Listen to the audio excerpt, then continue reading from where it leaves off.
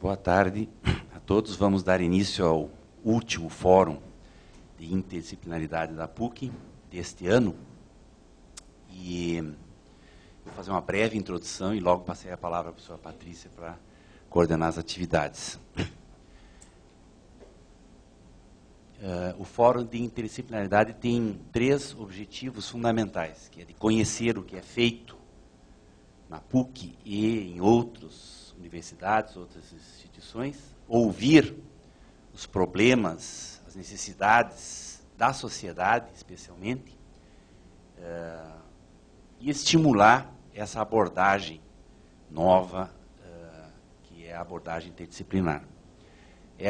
O fórum está dentro das ações previstas no projeto Interação, dentro do Plano Estratégico 2011-2015, que fica sob a coordenação da Propesc. E existe uma série de contatos que podem ser feitos através do site da PUC, naquele caminho que está ali, né? Existe uma página da pesquisa interdisciplinar e existe um e-mail pesquisa.interdisciplinar@pucrs.br que está permanente aberto para sugestões e para a participação de todo mundo. Essas nossas discussões são gravadas, né, em DVD, além de estarem sendo transmitidas online, ao vivo, nesse momento. Então, eu aproveito para, além de cumprimentar os presentes, cumprimentar os telespectadores. Existe a possibilidade, inclusive, que hoje, pela primeira vez, estejamos sendo assistidos na PUC de Lima, no Peru. Então, um saludo especial a los hermanos de Peru. Inclusive, nós temos que verificar depois, através do e-mail, Marcelo, nós vamos dar uma verificada, porque, eventualmente, a gente abriu a possibilidade de até eles participarem de lá, com algum comentário ou sugestão. Inclusive, por essa razão, a gente gostaria de explicar que todas as pessoas que falarem aqui deverão falar usando o microfone para que possa ter esse registro. Seguinte. Essa aqui é uma imagem do primeiro Fórum de Interdisciplinaridade que aconteceu, está ali, no dia 4/6/2010, no prédio 93A, na sala 105. E está ali o professor Gilberto Keller, dos que eu consigo identificar aqui, a Alessandra, que é lá do nosso grupo, aqui o professor Carlos Gerbasi, e, se não me engano, essa careca aqui deve ser do Hermílio, não sei, estou achando que é. O Hermílio era quem coordenava junto conosco, e o professor Gerbasi foi o palestrante. Seguinte, essa aqui é uma imagem lá da PUC de Lima, onde estivemos lá participando de um evento só sobre pesquisa interdisciplinar e apresentamos a experiência que a PUC do Rio Grande do Sul tem. Então, está ali à minha direita está o professor Chaves, que é vamos dizer assim, o diretor da oficina de promoção da pesquisa lá na PUC, a senhora vice-reitora, que é à esquerda, e a Cecília, que é a pessoa responsável pelas ações de interdisciplinaridade. Seguinte, isso aqui são imagens da disciplina de estudos sobre complexidade e interdisciplinaridade, que teve sua primeira edição agora nesse semestre. Foi uma experiência extraordinária. Estou vendo o Márcio lá no fundo, foi nosso aluno. E essa aqui foi uma aula realizada no Laboratório de Ciência e Arte dos Alimentos, aqui na PUC, onde os alunos prepararam um saboroso smoothie, que pode ser visto aqui, smoothie, ou como eu chamava antigamente, minha avó fazia, era batida mesmo, de frutas, com leite, o iogurte. E eu aproveito essas imagens porque vocês estão vendo que foi uma experiência extraordinária, principalmente porque a gente saboreou no final da aula, mas porque, num primeiro momento, você tem as disciplinas ali, cortadas, né, e plenamente identificáveis. Você olha e reconhece o kiwi ali, morango. Houve uma variação grande de receitas, uma diversidade grande. E, depois de todo o procedimento, aquilo se transformou numa substância de onde a gente não mais identifica as disciplinas. Essa é uma metáfora importante da interdisciplinaridade. Seguinte. Essa aqui foi uma representação gráfica feita pelos alunos do que eles entendiam por interdisciplinar, através foi oferecido papel e tinta guache. Não sei se isso aqui foi a do Márcio, foi a tua essa aqui, mas não foi do teu grupo. Mas foi muito interessante, olhem só. Né? Eles botaram o branco no meio e várias cores em volta, querendo... É uma concepção meio newtoniana, né, da teoria da natureza da luz, que a luz branca representa a soma, né, o centro ali é a junção de todas as cores. Seguinte. Isso aqui é um apanhado de palavras dos fóruns que tivemos desde o junho de 2010. É interessante ver. Cinema, pipoca e aula, professor Gervasi. Patologia, cérebro triúnico e educação, nervos artificiais, matemática e regeneração óssea, diagnóstico médico por imagens, violência, eventos climáticos extremos, cérebro, carbono e energia, microgravidade, adolescentes e delinquência, gestão ambiental, identidade e individualidade, geografia e saúde, semana da água, esgotos, trânsito e mobilidade urbana, envelhecimento, e hoje teremos ali a espiritualidade e ciência. Seguinte, eu aqui marquei com umas estrelinhas aqueles fóruns que foram eminentemente temáticos, porque os demais foram temas trazidos por determinado grupo. Muitos, a maior parte deles aqui são grupos da PUC, que tem uma riqueza extraordinária de produção já de pesquisa interdisciplinar. Mas aqueles 4 fóruns foram eminentemente temáticos, ou seja, não era um grupo, era um tema, e inclusive diversos grupos vieram para debater esses temas, que essa é uma tendência que eu gostaria de dizer, que eu acho que esse é o caminho que nós estamos seguindo. O catálogo de pesquisa da PUC, que foi agora lançado naquela reunião com a administração superior, já está orientado por grandes eixos, né, por grandes temas, e não mais por unidades acadêmicas. Seguinte, a professora Gabriela está aqui sentada, que é a nossa diretora de inovação da Propesc, e ela tem um trabalho, eu digo que é o braço executivo das ações de promover a interdisciplinaridade, porque através do Inova PUC, a professora Gabriela e sua equipe têm trabalhado também centrada nos eixos, nos grandes eixos, né, professora Gabriela? Sim. Então, já passo imediatamente a palavra à professora Patrícia para coordenar a programação. Obrigada pelo convite. E com grande alegria abordando o tema de diálogos entre espiritualidade e ciência, eu convido... Primeiro eu vou falar um pouquinho dos palestrantes, né? Agradecer aqui a presença do professor Yuko Moriguchi. O professor Yuko, ele formou-se em 1948 na Universidade de Keio, no Tóquio. Fez doutorado também em medicina em 1957, na mesma universidade. Ele é professor titular da geriatria e gerontologia da PUC.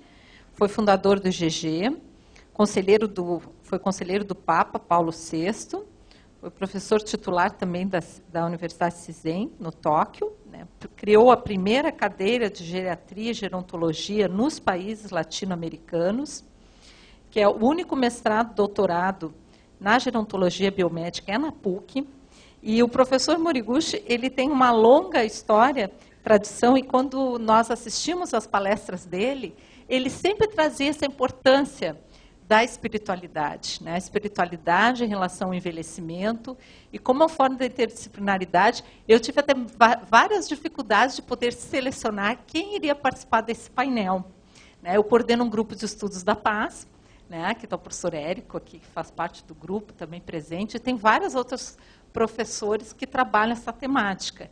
E nós, então, privilegiamos, escolhemos alguns de diferentes áreas, faculdades. Nós não pudemos incluir todos devido ao tempo, né? Então, eles vão ter apenas em torno de 10, 15 minutos, né, para apresentar. Então, primeiramente, o professor Yuki Moriguchi, 15 minutos. Né? Depois, a professora Leda Lísia Portal, que ela é doutora em educação, professora da FACET, tem mestrado e doutorado na área da educação. Ela trabalha professora no programa de pós-graduação, também em graduação, e é coordenadora do grupo de pesquisa Educação para a Inteireza, um redescobrir-se. Então, trabalha também as temáticas da espiritualidade e inteireza do ser. E depois da professora Leda Lísia, aí nós convidamos o Leonardo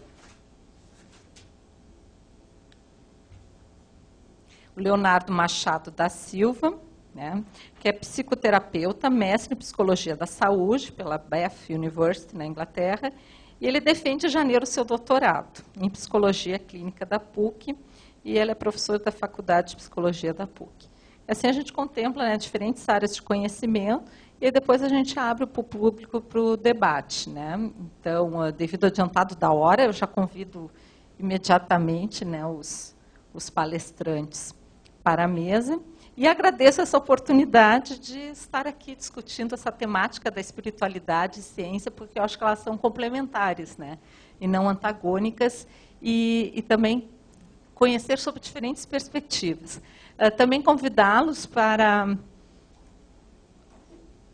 recém-publicação Espiritualidade e Saúde, né, coordenado aqui organizado pelo nosso vice-reitor Evilásio Teixeira e a Marisa Miller, que mostra algumas produções, e os nossos palestrantes têm 2 artigos aqui nesse livro recém-lançado, para quem quiser aprofundar e discutir sobre a temática, está ali fora. Tá? Agradeço. Então, a gente inicia com o senhor, professor. Muito obrigada por ter aceito o convite. Isso aqui. Boa tarde. Estou muito feliz também, muito honra de falar com os senhores, né? Sobre espiritualidade, esse assunto grande, né? Eu quero dizer só resumo. Né? Então, o que significa espiritualidade? O que significa ciência? Né? Como resumo. Então, seguinte, por favor. Espiritualidade é experiência de Deus. Simples, uma palavra só. Experiência de Deus. Só uma palavra. Tem muitas explicações, um livro. Mas resumo só isso. Então, outra manifestação, né? Mesma coisa. Esforço para conhecer melhor o Criador. O Criador é Deus, né? Então, essa é outra palavra, né? Espiritualidade, experiência de Criador. Só isso. Então, agora, ciência. Seguinte, por favor. Ciência também é muito simples. Só uma palavra. Ciência é experiência da criatura. Só isso. Criatura. Só isso.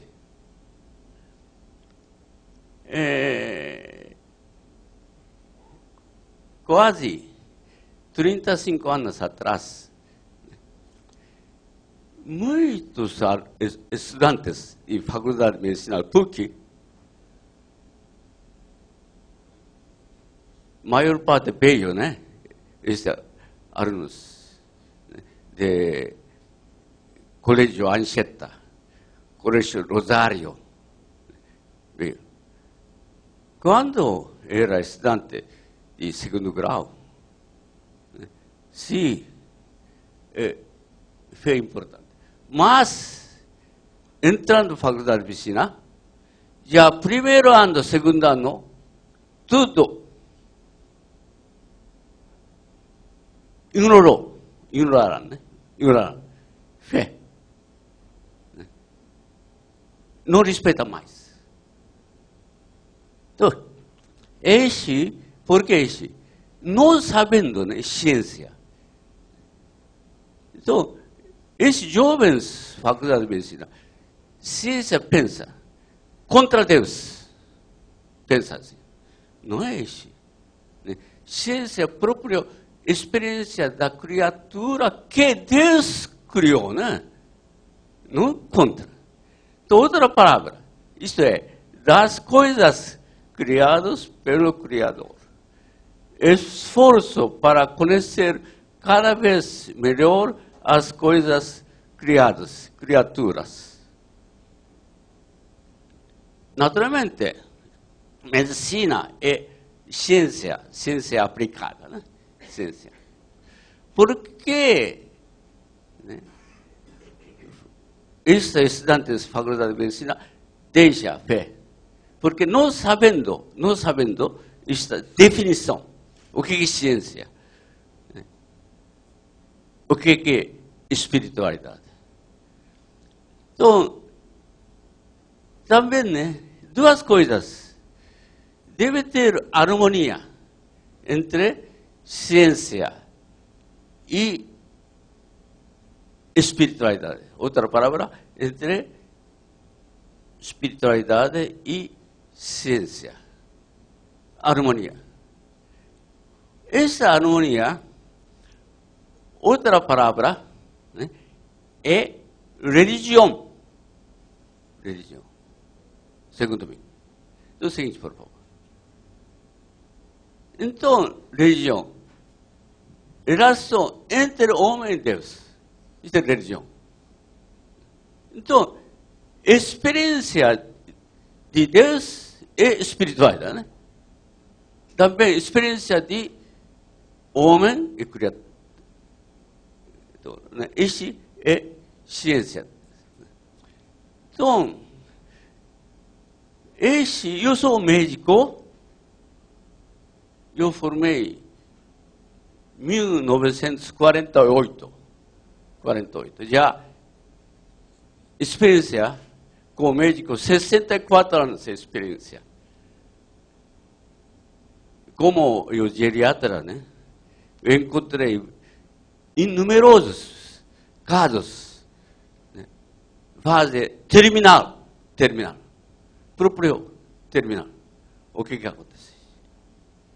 Caso terminal. Muitas pessoas, né, já idosos, né, no momento terminal, já sabe, ele sabe, já, doutor Moriguchi não está dando efeito nenhum. Cada vez piora, cada vez piora. 80 anos de idade, internado, né, oxigênio, injeção, soros, mas cada vez piora. Espiritualmente sente este pioramento. Muitas vezes, esse paciente me disse: doutor, obrigado. O senhor está fazendo o melhor possível, mas eu estou terminando minha vida. Mas eu quero agradecer. Antes de terminar minha vida, quero agradecer ao Senhor que está fazendo o melhor possível. Só 15 minutos, né? Então eu quero dizer uma experiência clínica prática. Uma moça veio do Japão como voluntário para trabalhar na Associação de Assistência Colonial Japonesa, trabalhando voluntariamente. 20 anos de idade. Um dia, dor de cabeça, febre, veio a mim. Eu pensava, né, simplesmente, a gripe. Eu dei remédio para a gripe, não dá efeito nenhum. Cada vez piora. Febre, dor de cabeça, vômito. Eu dei, naturalmente, remédio anti-febre, anti-dor, analgésico, né? Anti-vômito, não dá efeito. Eu pensei, provavelmente, meningite. Então, eu fiz internar, porque eu tirei, né, aqui, licor, né, aqui. Né. Então, licor cerebral. Né. Então, esse licor cerebral, sempre como água. Né, como água. Mas, tirando, eu vi amarelo, pus mesmo. Eu pensei, já, típico meningite. Então, eu quero aplicar antibiótico, por isso eu examinei sensibilidade de todos os antibióticos. Sensibilidade, quase 25 antibióticos. Né? Então, tirando esta pus, né? cultivam todos bacilos juntos. Antibiótico. Qual antibiótico tem sensibilidade? Mas não tem sensibilidade, tudo resistência. Resistência, não tem efeito nenhum. Como faz? Continuamente vômito, dor, gritando, dor. Grita. Não pode tomar nem água. Tomando água, pá. Vômito. Eu, naturalmente, chamei do Japão, pai, também, irmão. Então, pai dessa moça disse, doutor, vai curar? Eu não posso dizer, né, impossível curar, mas eu disse, eu vou fazer o melhor possível. Mas, como eu sou cientista, eu não posso fazer curar nada. Não posso tratar. 100% vai morrer. Tudo antibiótico resistentes. Nesse momento,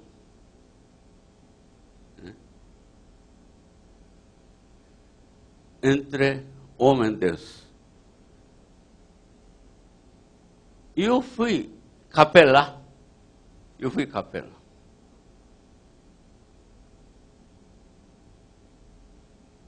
Entre o próprio homem, Deus, né? Capela. E eu rezei assim, Senhor Deus, como o Senhor sabe?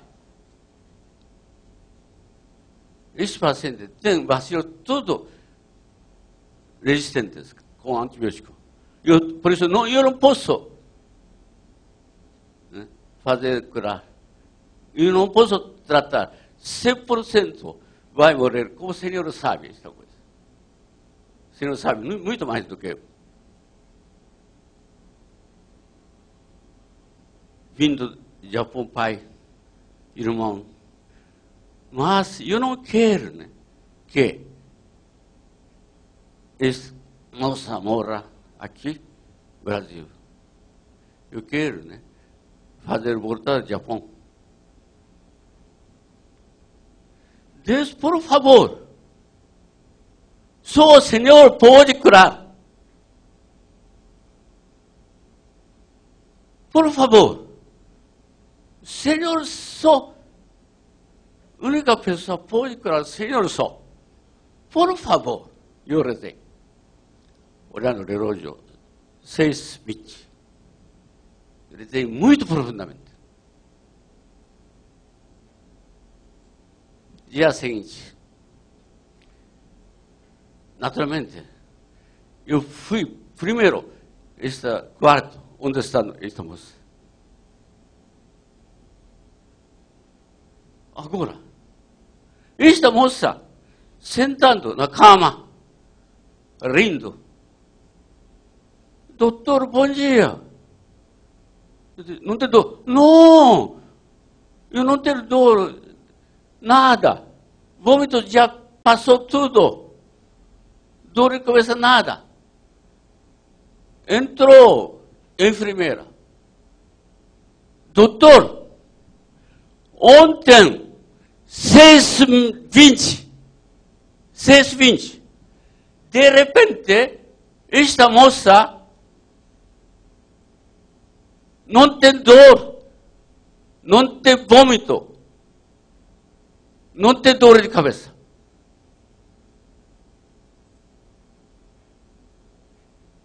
Este, entre homem e Deus, homem significa só eu, médico. Deus faz, Deus fez. Eu tenho muitas experiências. Muitas experiências. Para mim, isso é espiritualidade. Espiritualidade é experiência de Deus. Muito obrigado.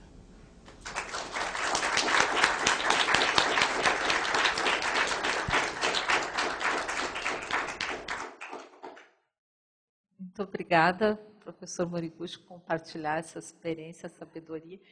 Então, passo a palavra para a professora Leda Lise. Muito boa tarde. Obrigada pela oportunidade. As pessoas que estão aqui, né, me ouvindo e me vendo, os que estão só apenas me ouvindo.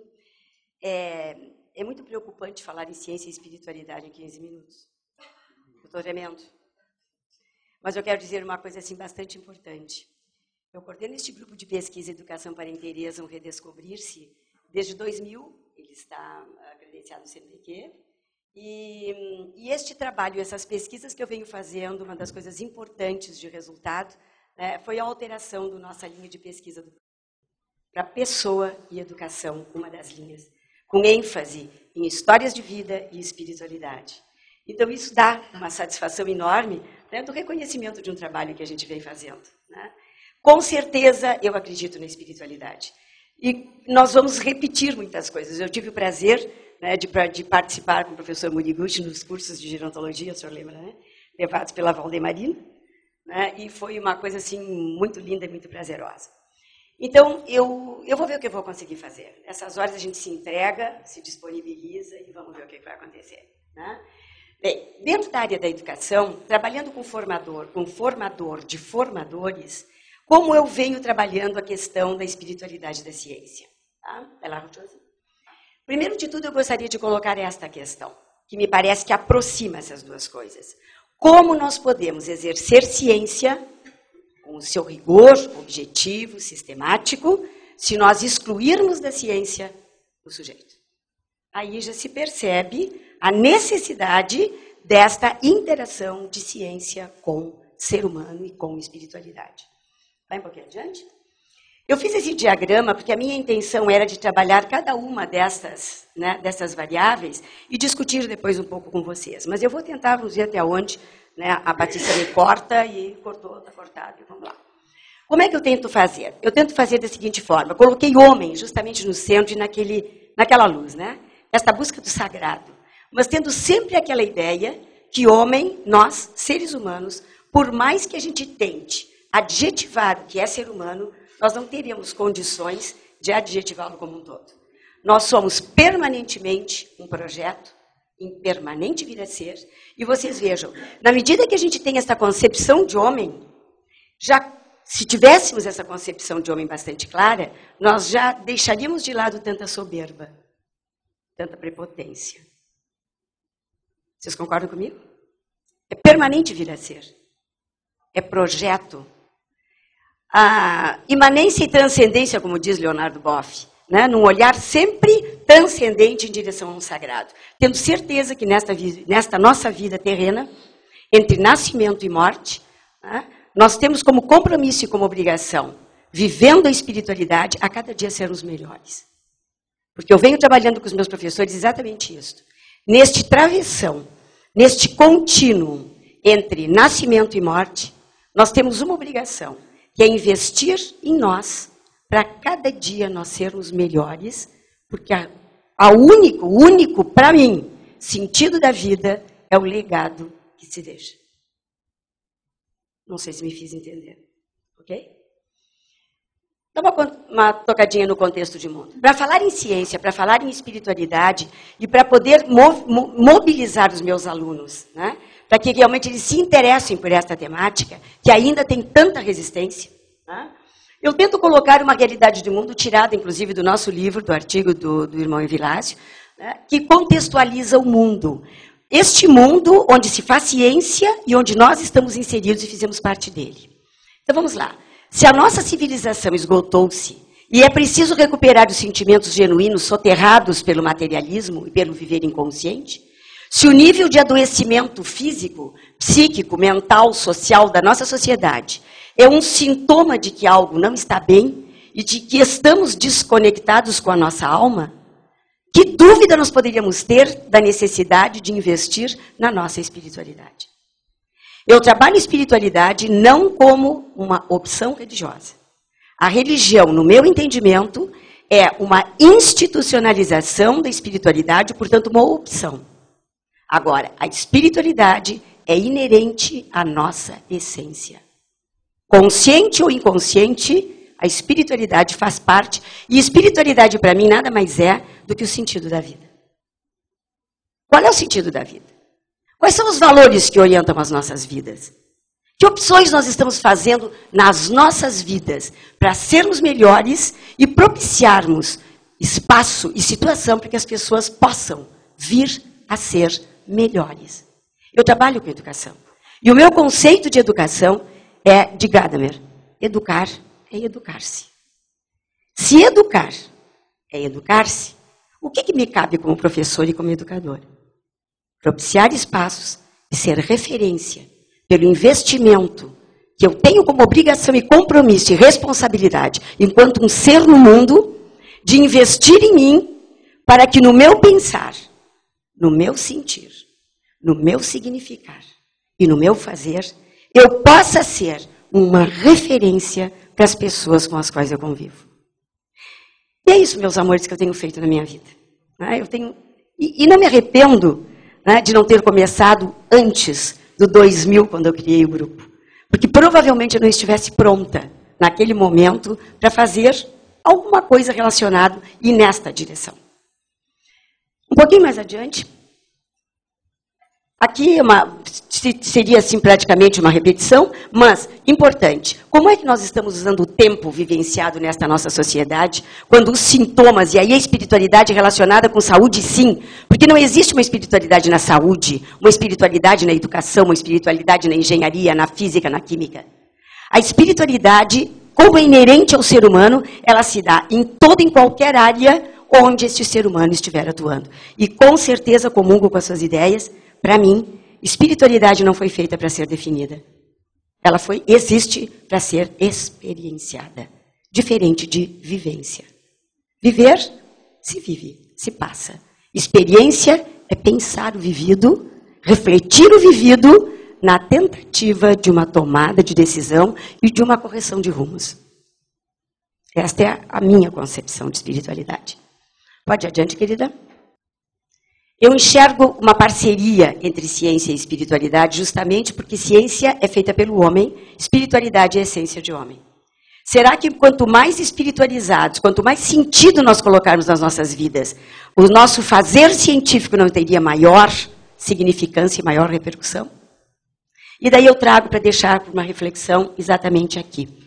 Se nós formos olhar no dicionário de filosofia sobre a concepção de ciência, nós vamos ter saber e conhecimento. Ok.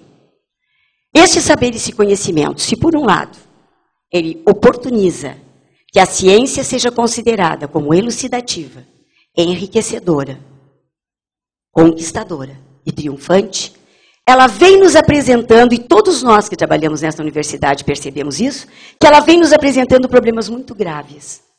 No que se refere ao quê? Ao conhecimento produzido por esta ciência. Porque daí cabe perguntar, fizemos ciência a favor de quem? Para quem? Quais são as repercussões dos conhecimentos e dos saberes científicos? Quando cada vez mais nós estamos mais desumanizados. Quando cada vez mais as nossas relações são mais fragilizadas. Isso me preocupa, como trabalhando numa universidade e colocando, como nós colocamos, uma quantidade de mestres e doutores no mercado de trabalho a cada ano. É o preparo específico da formação? Será que seria só isso? Ali um pouquinho mais adiante, a ação que este saber e este conhecimento determina, a sociedade que realmente este conhecimento e este saber pode vir, né? Esses conhecimentos podem vir a transformar. Esta ciência libertadora, por tudo isso que ela pode nos propiciar, né, ao mesmo tempo, ela nos traz possibilidades terríveis de subjugação, de ameaça e de aniquilamento da humanidade. Então não tem como separar a humanidade, não tem como separar a espiritualidade de ciência, no meu entendimento. Um pouquinho mais adiante. Eu acho, pode ir, vai mais um pouquinho. Aham. Aqui. Eu acredito, pelas pesquisas que eu venho fazendo, e daí, se nós tivermos mais tempo depois, eu desenvolvi uma pesquisa dentro do Projeto Universal, 2 anos, onde eu fui contemplada, com 8 universidades do Rio Grande do Sul. E anterior a este projeto das 8 universidades do Rio Grande do Sul, eu desenvolvi com 3 universidades. E os critérios da seleção desses professores eram professores do curso de pedagogia dessas universidades. Sendo que da primeira pesquisa, eu fui ao Lattes e procurei no currículo Lattes aqueles que eram os mais bambambãs dentro da área do curso de pedagogia, em termos de publicações, participação em eventos, né, publicações. E com um instrumento que nós elaboramos da primeira tese de doutorado do Programa de Pós-Graduação de Educação da PUC, que fala sobre a inteireza do ser dentro de uma perspectiva da transdisciplinaridade, nós criamos um instrumento de avaliação da inteireza do ser, contemplando as dimensões social, emocional, espiritual e racional. Com este instrumento, nós oferecemos este instrumento para os alunos, né, para que os alunos apontassem os professores que, com base naquelas dimensões e naquele instrumento que nós tínhamos feito, poderiam dizer um professor que contemplava no seu fazer docente, né, essas dimensões que nos constituem. E o que aconteceu? No primeiro projeto, são doutores, um currículo privilegiadíssimo, e a dimensão que menos apareceu, a dimensão espiritual. Logo após, a emocional. Qual a mais privilegiada? A cognitiva. Importante? Com certeza. Suficiente? Jamais. Quando fizemos com o projeto universal, nós partimos do critério deste instrumento, onde os alunos diziam que estes professores em sala de aula exteriorizavam no seu comportamento, eles mostravam esta inteireza, onde havia esta coerência entre pensar, sentir, significar e agir. E nestes professores eu fui para ver qual era o entendimento de vida, qual era o conceito de educação que eles tinham, como eles imaginavam uma sala de aula e a ação de um profissional e de um educador. As respostas foram completamente diferentes. Isso me diz muito. Uma pesquisa recente deste ano, alunos escreveram cartas para um professor que realmente fez a diferença nas suas vidas. Carta como um instrumento de coleta de dados. Fiz este trabalho no interior, na zona ribeirinha da comunidade de Belém do Pará, onde eu coordeno o projeto PROCAD, que é um convênio da PUC com a Universidade UEPA do Belém do Pará, e fiz esta mesma pesquisa repetida com os nossos alunos na Faculdade de Educação, né, no curso de Pedagogia 6º nível. Cartas para um professor que faz a diferença. Os pequenininhos, a distância do Brasil, né, do sul para o norte, não trouxe diferença nas cartas de qual é um professor que faz a diferença. E dos pequenininhos de 4ª série, uma das 210 cartas que foram escritas, um dos pequenininhos disse: este é o professor de preferência porque me ensinou a ler e a escrever. Os outros, todos, meus amores, era bem-humorado, alegre, era sentimental, sensível para mim. Explicava de uma forma que eu conseguisse entender. Era amoroso, me olhava, era afetuoso, era preocupado comigo. 4ª série, zona ribeirinha de Belém do Pará. O que aconteceu com a nossa turma de pedagogia de 6º nível? Somos 38 professores desta faculdade. Quantos receberam carta? 5. Isso não diz nada? Não me deixem sozinhas, me respondam. Um coro? Sim, diz ou não? Né? Diz, né? Se 5 professores de 38 foram apontados por alunos de 6º nível de um curso de pedagogia que passaram por eles, com 5 professores que fizeram a diferença nas suas vidas, com essas características que eu acabei de dizer a vocês, um curso de pedagogia que está numa reformulação curricular tem que se preocupar com emendas das disciplinas? Com certeza. Onde elas devem se posicionar? Com certeza. Mas o que trabalhar nessas disciplinas? Que exemplo cada um de nós deve dar para que realmente estes alunos nos vejam como referência, considerando o que eu disse de início, que vida é um testemunho das nossas escolhas, das nossas opções, e que coisa boa o dia que eu não estiver mais aqui, vamos fazer o contrário, tu possas dizer assim, valeu a pena ter conhecido a Leda Alice. Para mim, vida só tem sentido nisso. Não sei se eu tenho tempo, eu já fiz, não, tudo que eu preparei ali já foi. Hã? Tenho mais 10 minutos? Não, 5 minutos. Bom, então o que mais que eu vou dizer para vocês? Vamos mais adiante, agora pula, porque agora eu tirei tudo de ordem. Eu fui para aproveitar e me manter dentro dos meus minutinhos. Né? Vamos aqui na espiritualidade, ok. O que eu compreendo por espiritualidade? Condição inerente ao ser humano. Algo encarnado no contexto real, do cotidiano, que é a busca pessoal pelo sentido da existência. E aí como é que eu vou dizer assim, é um exemplo que vocês podem dizer assim, como num fórum de interdisciplinaridade, onde nós temos assim, né, pessoas super tituladas, né? E daí a professora Leda Alice vem trazer um exemplo, por exemplo, que eu vou trazer agora, Chuva. Eu não gosto de chuva. Mas a chuva é importante, eu sei que é. Mas eu não gosto de chuva. A chuva me atrapalha no trânsito, a chuva me atrapalha os cabelos, a chuva me atrapalha os sapatos que estraga, a chuva me atrapalha. Mas ela é ótima para outras coisas e ela é necessária. Há um pouco de tempo atrás, antes de eu adentrar nos meus estudos, nas minhas pesquisas com relação à espiritualidade, um exemplo do cotidiano. Eu comecei a me dar conta que eu não gostar de chuva fazia com que o meu estado de humor se alterasse. E na medida que o meu humor se alterava porque chovia, eu chegava na PUC e automaticamente, com as pessoas com as quais eu me relacionava, este meu não gostar da chuva e o meu azedume fazia com que se tornasse um azedume o restante do dia. Tem sentido? Não pode ter sentido. Ainda mais com um fenômeno da natureza, sobre o qual eu não tenho absolutamente domínio nenhum. Eu comecei com as coisas pequenininhas e que eram dificuldades para mim. Não são com coisas grandes. É com o cotidiano. Eu passei a olhar a chuva como uma coisa que me fugia da minha possibilidade de escolha. Que ela ia acontecer querendo ou não. E passei a aceitar a chuva. A partir deste exercício que eu fui fazendo comigo, hoje chove, eu não posso dizer que eu gosto de chuva.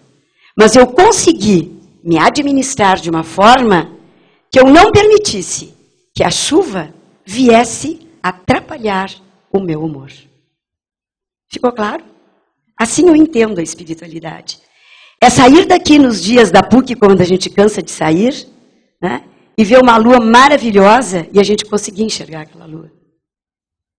Nós estamos assoberbados de coisas. E muitas coisas superficiais. Nós estamos muito, muito distantes, aprendizes daquilo que realmente é a verdadeira razão do que nós viemos fazer aqui. Que é sermos melhores. Basta nós olharmos os nossos relacionamentos dentro da nossa própria casa. O uso do poder, a coerção, a pressão, as puxadas de tapete. Quando a gente acredita numa espiritualidade, num sentido da vida, a gente começa a modificar um pouco essas coisas. A ter mais respeito, a ter mais solidariedade. E uma coisa tremendamente importante que eu acredito, ter coerência naquilo que a gente diz e naquilo que a gente faz. Porque a coerência entre essas coisas, com certeza, é produtora e geradora de credibilidade. E o que faz um educador onde não existe credibilidade? Eu quero dizer a vocês que eu sou tremendamente feliz e preocupada com as coisas que eu venho estudando. Este estudo tem me feito muito feliz, muito feliz. Eu não digo eu era feliz e não sabia. Eu digo o quanto eu sou feliz hoje. Por poder colocar a cada dia na minha vida, né, como é que eu diria assim, colocar a cada dia da minha vida a experiência e vivenciar a experiência de estar fazendo um trabalho de formiga. Porque é um trabalho de formiguinha, né? De ir me melhorando enquanto ser humano, sabendo administrar a minha sombra e a minha luz, né, com os meus sentimentos, né, sabendo respeitar as pessoas, independente da raça, da cor, da religião. E isso dentro de uma sala de aula não é importante, com a diversidade de alunos que a gente tem, com certeza. Né? É uma maneira de experienciar o mundo, de viver e de interagir. Foram várias horas que eu fiquei selecionando o que poderia ser interessante aqui, por exemplo, ó, falar em ciência, falar em vida e falar em espiritualidade é falar em autoconhecimento. Não tem como falar em espiritualidade sem falar no olhar para dentro, que não pode abandonar o olhar para fora. Autoconhecimento, autotransformação, transcendência e, consequentemente, uma expansão de consciência. Como é que eu faria esse fecho? Cada vez mais nós estamos sendo questionados pela vida. E só poderíamos responder a ela respondendo por nossa própria vida. E a vida só se poderá responder sendo responsáveis. A ampliação da consciência para a nossa espiritualidade é uma responsabilidade, um dever de cada um de nós que realmente está em busca de uma saúde e de uma melhor qualidade de vida. Muito obrigado, desculpem o atropelo, um Feliz Natal, um Ano Novo maravilhoso. E deixa eu só dizer, ontem na nossa festa de encerramento, né, do nosso programa, a Helena Cortes trouxe um poema do Carlos Drummond de Andrade, não se assustem, eu não vou recitá-lo, mas na última frasezinha dele diz exatamente assim, uma receita para o Ano Novo. Se nós quisermos ter um ano realmente novo, comece a trabalhar, porque este novo só vai acontecer na medida que nós criarmos. Não vai ser com a mudança do número, nem com o espocar das champanhes ou dos foguetes. Ok? Então que vocês tenham um Natal muito feliz, um Ano Novo muito feliz, e que eu possa ter colaborado, ter deixado assim uma sementinha de que vale a pena ousar dar uma olhadinha na espiritualidade e na ciência. Muito obrigada.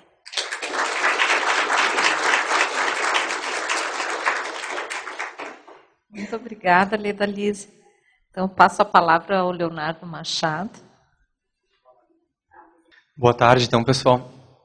Queria dizer da minha satisfação estar aqui, agradecendo o convite do Propesc, da professora Patrícia, e de falar ao lado de dois monstros, né, da ciência, o professor Moriguchi e a professora Leda Lise. Então, fiquei bastante honrado também por estar compartilhando esse espaço com eles, né. Eu não sou pesquisador na área da espiritualidade, trago muito essa experiência, assim como a professora Leda Lise comentou, da vivência da espiritualidade. Nas disciplinas que eu trabalho na psicologia, tento sempre trazer essa visão da espiritualidade, que para mim é fundamental, não tem como a gente separar. E essa temática é extremamente interessante, complexa, né? Claro que eu vou falar do ponto de vista mais psicológico, alguns conceitos que influenciam, digamos assim, essa temática sob o olhar da psicologia. Então tem algumas questões que eu vou trazer que vão ter, obviamente, esse viés, e também não tem como a gente separar, assim como a gente não separa o sujeito do fazer ciência, separar as nossas experiências, os nossos viéses pessoais daquilo que a gente está trazendo. Então a minha exposição aqui vai estar cheia desses vieses também. Tá? Então, eu queria só trazer esse esquema inicial só para explicar para vocês mais ou menos o que eu vou comentar hoje. Tá? Basicamente, eu vou falar um pouquinho de espiritualidade e conceitos afins, então eu chamei ele de espiritualidade e afins.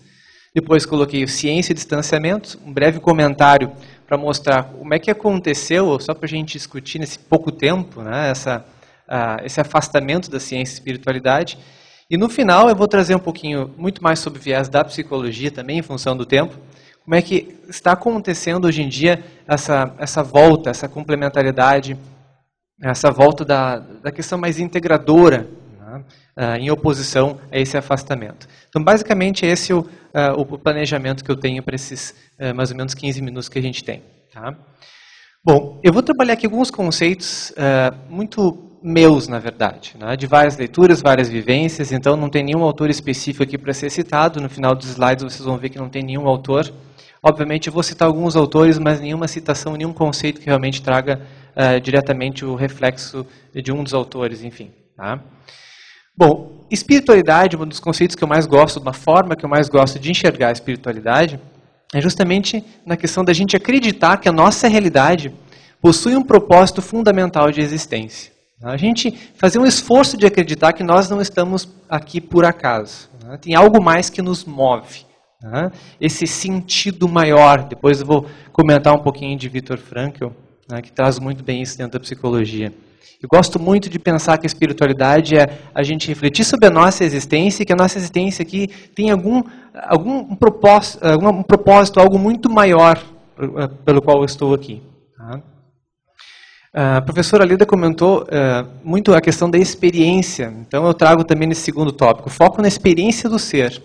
Experimentar a sua profundidade. Eu acho que essa partezinha aqui conceitual é muito influenciada também pelo Leonardo Boff, citado pela professora Leda. Ele fala que a gente precisa auscultar a nós mesmos.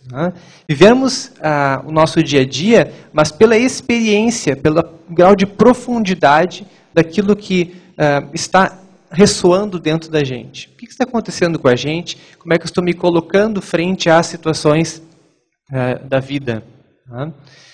Muitas vezes na psicologia a gente trabalha dos mais diversos assuntos, né? E a gente gosta muito de detectar alguns problemas, ou esse conceito, ou essa solução. E talvez uma das questões que muitas vezes a gente não se coloca, e acho que tem a ver com a espiritualidade, é que, ok, os conceitos são aqueles, os comportamentos são esses, os sintomas são esses, os fenômenos estão lá colocados. A diferença não está nos fenômenos, mas sim como a gente se coloca frente a eles. Então essa experiência, essa profundidade do grau de relação que a gente tem com a gente mesmo, quanto a gente se ausculta, né, as palavras do Leonardo Boff, essa experiência realmente vivenciada, muito mais interior do que exterior, que nos remonta à espiritualidade. Tá? Então acolher essa energia profunda, no sentido da interioridade, a profundidade aqui, né, é acolher o espiritual nas nossas vidas. Então, na verdade, se a gente for pensar, um dos conceitos mais atuais na psicologia da saúde fala em espiritualidade em relação à busca do sagrado, certo? Mas a busca do sagrado não é simplesmente um conceito, mas um modo de existir. Um modo de se colocar frente à vida, onde essa experiência profunda, interna e cheia de significado é vivida no nosso dia a dia, nas nossas experiências. Isso aqui é a espiritualidade. Tá? Não tem como falar também em espiritualidade sem falar numa palavrinha muito interessante, transcendência. Se a gente for olhar conceitos de psicologia da saúde, conceitos até da filosofia, enfim, a palavra transcendência sempre aparece quando a gente fala em espiritualidade. Justamente porque a gente está falando de uma capacidade, né, inerentemente humana de ir além, extrapolar, desejar. E será que a gente não exerce essa nossa característica inerente também para fazer ciência, mesmo que a gente tenha os moldes mais objetivos, mais mecanicistas, mais deterministas, né, com esse viés bem forte das ciências naturais, será que aqui também a gente não exerce a nossa transcendência? Enfim, falar em transcendência também pressupõe a questão da fé. E uma das questões que eu mais gosto de falar, quando eu comento sobre espiritualidade, é justamente o conceito de fé que nós temos no nosso dia a dia e a gente não percebe. Quando a gente acredita que algo vai acontecer, né, que a gente acredita que algo que não está ali é possível que aconteça, há um certo otimismo por trás do conceito de fé, a gente está tendo fé. Até comento com os alunos, vocês acreditam que vocês vão ser bons psicólogos, vão sair daqui a 4, 5 anos, formados, vão ser bons psicólogos, certo? E que a faculdade que vocês estão tendo vai ajudar vocês a serem bons profissionais. Então, vocês estão tendo fé. Né? Vocês estão acreditando que tudo isso que vocês estão vendo aqui vai ser fundamental para um dia vocês exercerem a carreira de psicólogos e serem bons profissionais. Então, vocês estão tendo fé. Né? Então, espiritualidade pressupõe essa relação com a fé. Tá? E essa busca pelo sagrado que a gente está falando aqui é uma busca um pouquinho diferente que a gente está acostumado a fazer na ciência, nos nossos moldes mais tradicionais. A gente está falando aqui de uma busca que é para vivenciar o sagrado, para experienciar o sagrado e não para explicar. Tá? Aquilo que os orientais vêm fazendo já há muito tempo, diferente dos ocidentais que tomaram um rumo um pouquinho diferente aqui no fazer científico. A nossa questão aqui, que a gente está falando de espiritualidade, é justamente a gente poder experienciar e dar um significado para aquilo que a gente está vivendo. É aqui que a gente está tocando quando a gente fala em espiritualidade. Interessante que o antônimo da transcendência fala em inerente, imanente, concreto e material. Então percebam que as duas realidades fazem parte da humanidade. A gente tem questões que são materiais à nossa volta, o nosso próprio corpo tem dimensões materiais, tem dimensões bem sutis, a própria consciência. A gente sabe hoje que a consciência não está no cérebro, não está nos neurônios, né? Experiências de quase morte estão mostrando isso. Então a gente não tem um funcionamento cerebral, mas muitas vezes a gente lembra de coisas que aconteceram. Quer dizer, não está no cérebro a ligação da consciência. Então tem partes já na gente que são materiais e que não são tão materiais. Então essa dualidade, essa polarização que a gente faz, né, é algo imanente da nossa vida. Então a transcendência, assim como a materialidade, assim como o material concreto, fazem parte da nossa existência. Não tem como a gente separar. Ser humano, transcendente, material, a gente está envolvido em tudo isso. Tá? Então eu coloquei aquele símbolo ali que é bem auspicioso, né, que fala justamente da questão da complementariedade. A gente tem polaridades, mas que são complementares. O que seria do bonito, né, se a gente não tivesse feio? Até para a gente poder comparar. Né? Olha, isso é bonito porque talvez seja um pouquinho diferente, porque a gente tem mais do outro que a gente acaba chamando de feio, mas enfim, as coisas são complementares. Então, quando a gente fala em ciência, a gente geralmente ela tem um sentido específico. Né? Uma das frases que eu mais gosto é aquela: mas isso não é científico. O que eu quero dizer quando eu digo uma palavra como essa? Né? Não é científico. Por isso que eu coloquei uma palavra ali em itálico de um autor, o Elias Merhi, que ele fala na palavra engravidamento. A gente engravida de sentido as coisas que a gente fala. Né? Então, quando a gente diz e reproduz que algo não é científico, a gente já engravidou aquela palavra com um sentido específico. Então, o teu sentido de ciência talvez seja aquela ciência mais dura, né? Que tem um método específico por trás que privilegia coisas que são mais palpáveis, materializáveis, mensuráveis. Então, quando tu diz que algo não é científico, tu está engravidando a palavra ciência com uma metodologia de se fazer ciência. E a gente não se dá conta disso. Então, essa separação, percebo agora que a gente já está falando do distanciamento, né, tem por trás um paradigma hegemônico, tem por trás um conjunto de ideias que vão reger o modo como a gente faz ciência. E que a gente tem algumas características da nossa maneira de fazer ciência hoje, né, que não são, nem sempre foi assim. Talvez se a gente fosse falar historicamente, a gente faria alguma alusão ao Renascimento, talvez ali depois com Descartes no século XV e XVI, mais ou menos por aí que a gente começou a ter essa hegemonia de paradigma com essas características, né? Mecanicista, positivista, principalmente no século XIX, né? Materialista, determinista. O que acontece então? A partir do momento que a ciência ela é polarizada, ela começa a valorizar somente um aspecto da realidade. A gente está falando agora da questão da interdependência dos contrários. Né? A partir do momento que eu pego uma partezinha dessa figura, eu estou negando completamente que a outra parte existe. Mas a realidade, toda a realidade, ela é polarizada. A gente precisa, assim como a gente tinha comentado anteriormente, do feio para saber o que é bonito. O problema é que a gente começou a engravidar a ciência e olhar somente para essas questões que eram passíveis de mensuração, aquilo que era material, aquilo que era empiricamente, aquilo que hoje a gente engravidou como cientificamente comprovável, que a gente adora dizer. Né?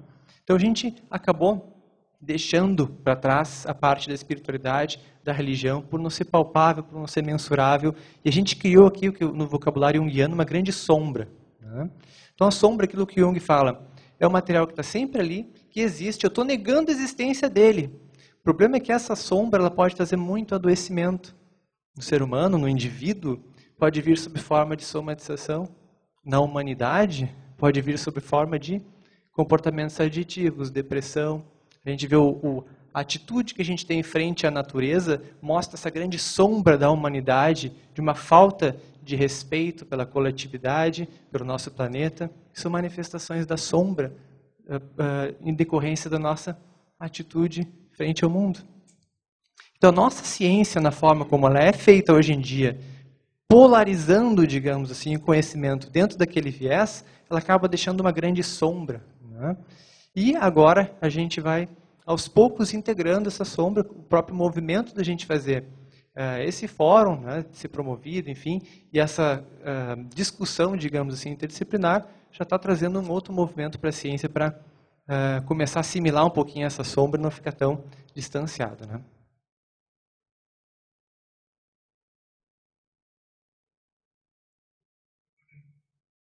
Coloquei algumas questões aqui que dentro das minhas vivências por países do Oriente, eu ouvi muito. Durante vários momentos das minhas vivências eu ouvia isso. Um dos grandes problemas do ser humano é que ao invés de buscar as respostas para a vida de uma maneira interna, a gente vai buscar isso externamente. Então a gente vai lá e diz, mas me comprova. Né? Mas baseado em que tu está dizendo isso?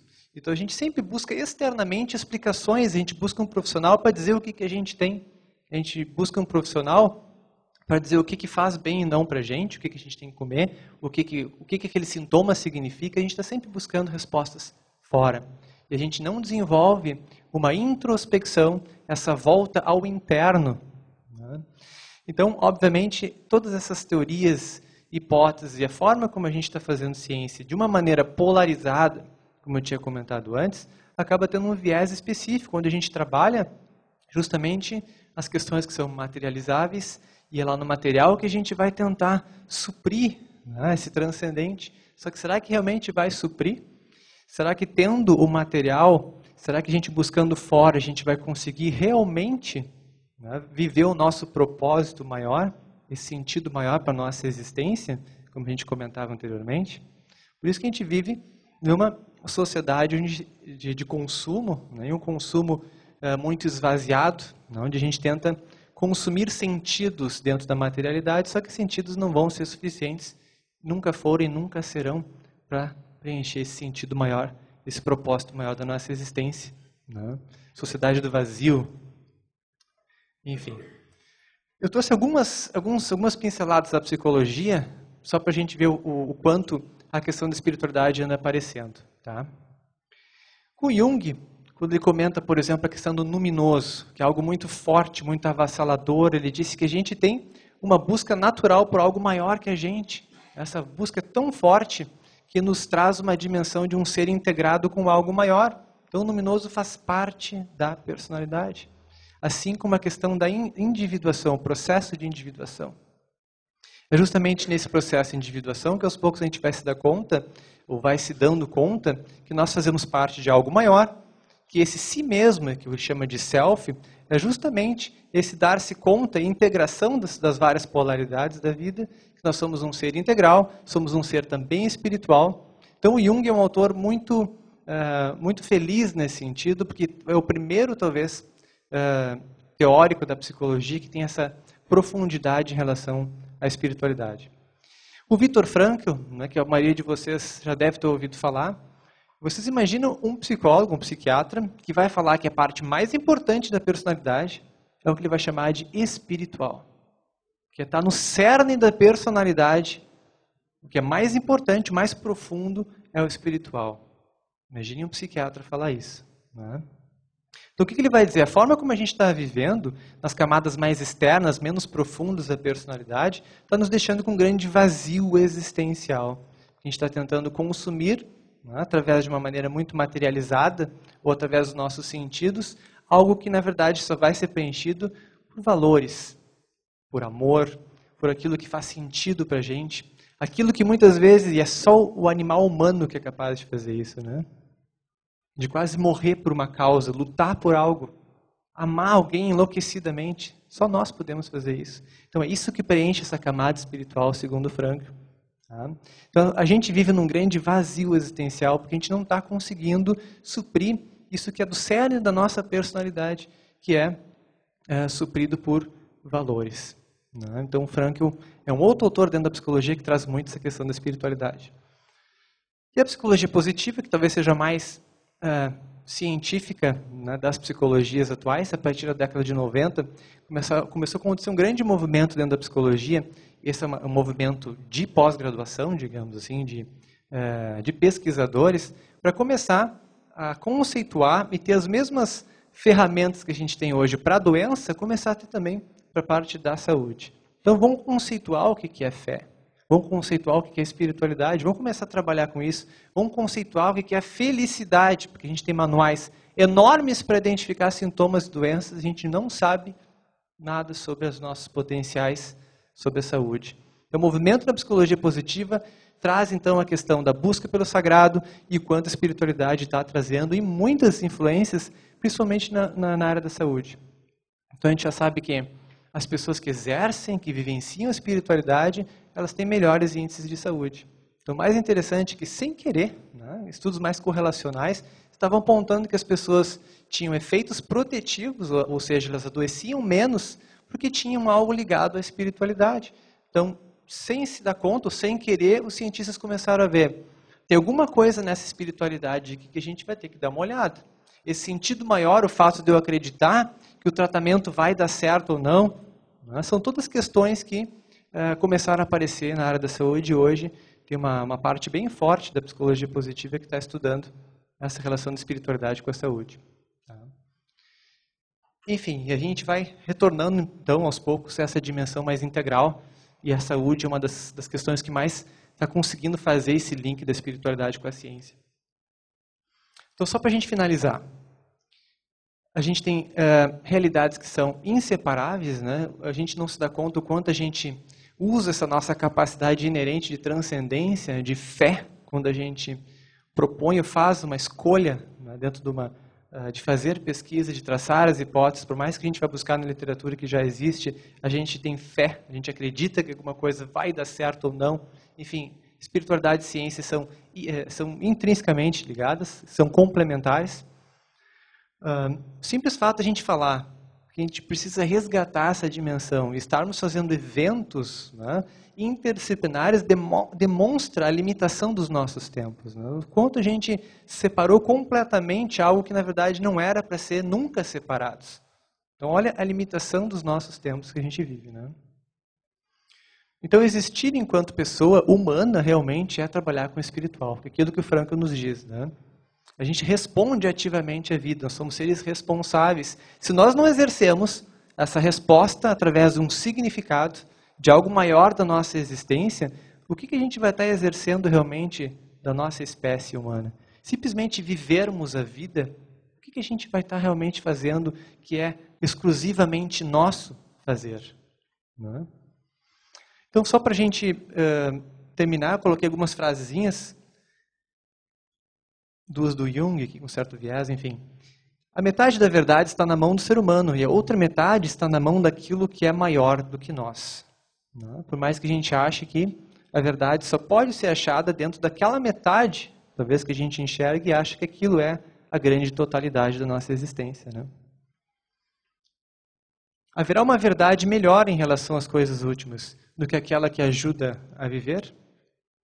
Então, aquela que nos inspira, aquela que faz a diferença dentro da gente, aquela que a gente experiencia, aquela que, trazendo o Leonardo Boff de novo, que a gente ausculta, né? Que a gente possa enxergar esse significado, essa é a melhor verdade, né? Aquela que nos ajuda a viver uma vida plena de significados. E a última, uma frase bem famosa, também retirada do livro do Frankl, mas dita pelo Nietzsche: quem tem um para que viver, suporta quase qualquer como. Só o ser humano tem essa capacidade. A partir do momento que a gente tem um valor bem forte, algo para que viver, a gente suporta quase qualquer realidade. Então, acho que essa frase resume muito bem a importância da espiritualidade nas nossas vidas. Tá? E só coloquei essa imagem bonita de uma mandala que fala bem a questão da integralidade do self, do si mesmo, para a gente começar agora a trazer um pouquinho mais, né, essas discussões, essas reflexões de integração, já que são coisas que não deveriam nunca ter sido separadas, mas agora aos poucos a gente tem essa oportunidade e esse evento é uma delas. Certo? Espero ter plantado algumas sementinhas também para ajudar nessa integração. Obrigado.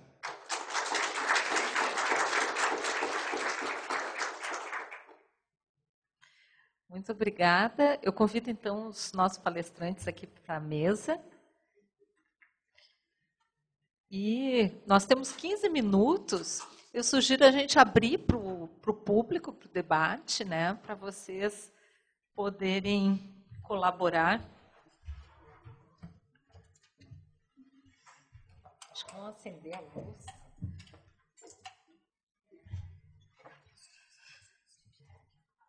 Acho que as três falas, elas se complementaram, né, cada um à sua maneira.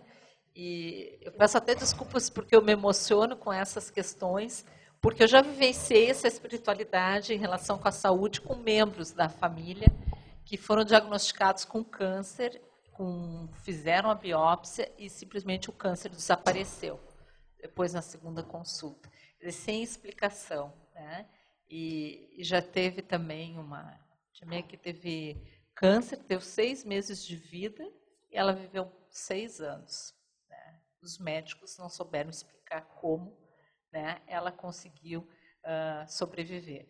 Mas a questão da fé, da espiritualidade, o professor Moriguchi até tem inúmeros exemplos, isso já tem vários artigos científicos que tu traz, realmente é um fator protetivo e a espiritualidade, nós no serviço social a gente trabalha com a questão da totalidade, com as condições materiais, mas também é importante a gente perceber essas condições existenciais, porque se a gente não trabalhar com o sentido da vida, a experiência, a vida não tem como a gente abordar a integralidade do sujeito, né, em qualquer área, né, interdisciplinar.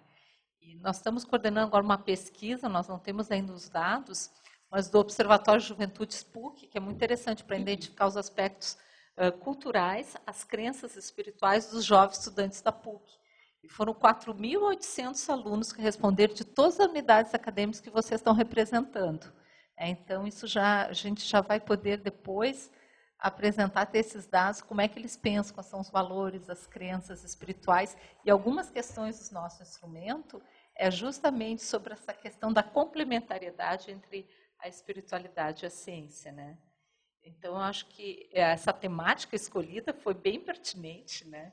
Pela proximidade também do Natal, da gente pensar um pouco, né? O que é a espiritualidade, o sentido da vida, o que estamos fazendo. De que forma a gente pode ter essa relação com nossos alunos, né? Trazendo também essa perspectiva da inteireza do ser. Então, eu abro a palavra para vocês, depois se vocês quiserem complementarem em relação à fala dos colegas.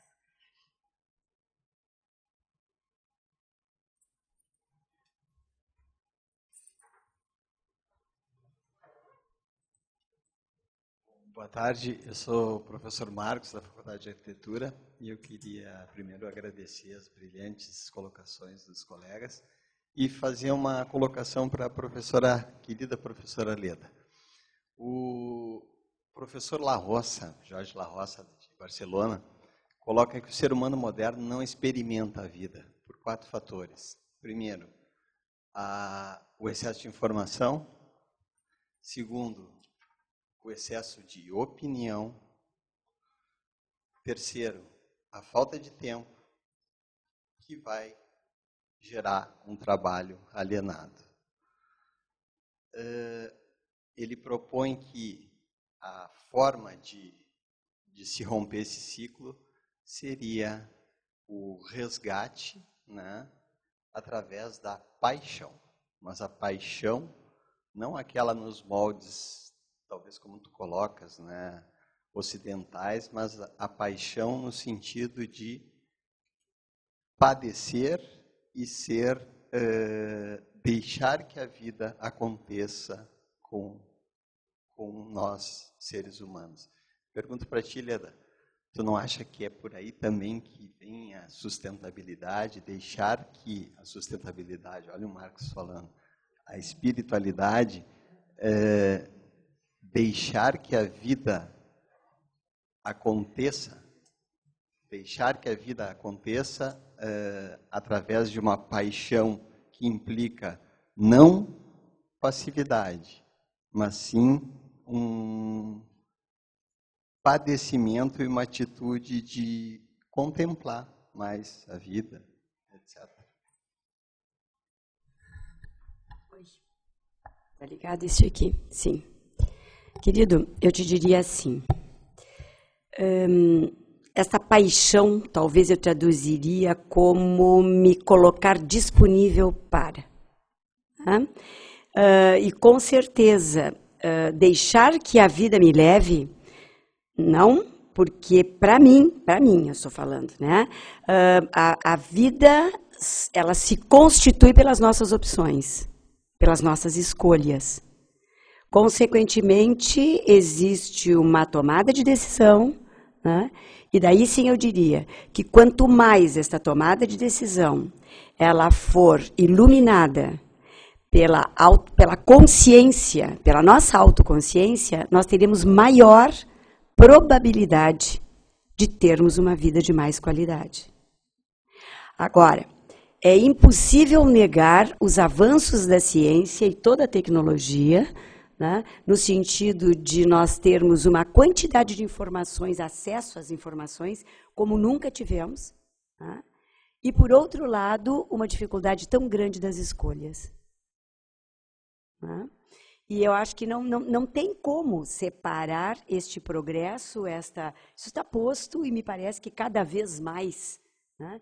E acredito que nós tenhamos que nos preparar, né, para que esta vida que nos foi dada, e eu digo de novo, para mim é uma dádiva, né, ela seja caminhada, ela seja trilhada, né, cada vez mais com consciência, no sentido de pensar o que nós estamos fazendo e quais são as consequências dessas nossas escolhas e desses nossos fazeres, para nós e, consequentemente, para quem nos rodeia. Eu acredito que a gente não pode entregar, né? Não sei o que os meus colegas acreditam, não dá para entregar para a questão da tecnologia, desta modernidade, desta beleza que a gente está vivendo por outro lado, né, uma responsabilidade da nossa não espiritualidade. Porque essas coisas convivem. Eu não consigo enxergá-las separadas. Agora, eu acho que nós temos que estar muito atentos para isso, para não nos deixarmos sufocar pela quantidade de exigências, né, que de uma hora... Entre nós, conversando como professores, né, a gente fala assim, como é que tu estás? Ai, pelo amor de Deus, nem me fala. É assim ou não é? Agora, imagina, fórum, capacitação, fim do ano. É brincadeira, né? A gente sabe, eu tenho 33 anos de PUC, eu já devo ter feito umas 50 e tantas capacitações, né? E a gente sempre pensa, meu Deus, essa capacitação nessa hora, mas se for no início vai ser assim, se no meio também vai ser, porque nós estamos assoberbados. Mas eu acho que nós temos que abrir tempo para isso, abrir tempo para esse olhar para dentro, e para essa responsabilidade nossa com a vida e com esse trilhar por uma transcendência. Eu não sei se eu te respondi, querido.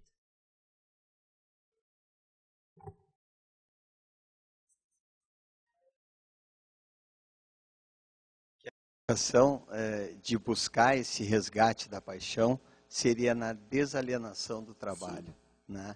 Encontrar no trabalho alegria, porque o trabalho exercido com alegria é arte. Né, trabalho é vida, né? Quando ele é feito com alegria. E nós, principalmente, né, que trabalhamos, né, ficamos 40 e tantas horas, quer dizer, no papel 40, mas em geral, se o tempo fosse maior, mais tempo nós ficaríamos aqui.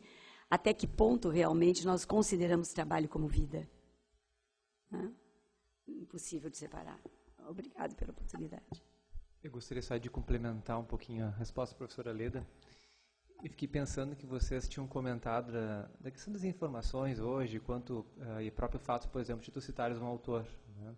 A gente tem esse acesso à informação, a gente tem vários autores que vão falar das mais diversas teorias e coisas da vida. Né? Então, de novo, o principal realmente é a questão de como a gente se coloca frente às situações. A gente pode entrar de novo no mercado consumidor de autores e ficar completamente racional e querendo saber o que o outro fala, qual é a tua opinião sobre isso? E, de novo, se aquilo não é exercido com responsabilidade, no sentido de se colocar ativamente frente àquilo, se posicionar, isso é exercer espiritualidade. Né? Então, de que nada serve aquele monte de autores falando aquele monte de coisas, se a gente não experienciou, bom, mas o que de tudo isso serve para mim? Né?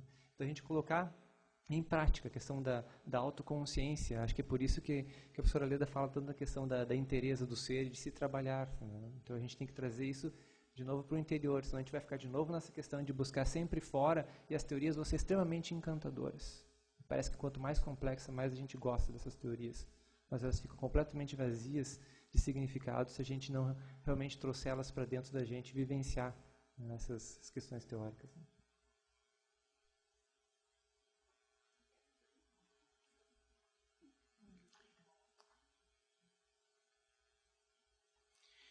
Norberto Garim, do IPA, teólogo, e eu queria cumprimentar vocês por esse fórum que vocês estão apresentando, realmente interdisciplinar, porque a gente pode ver o teólogo, o médico teólogo, o filósofo, o psicólogo, a educadora filósofa e assim por diante.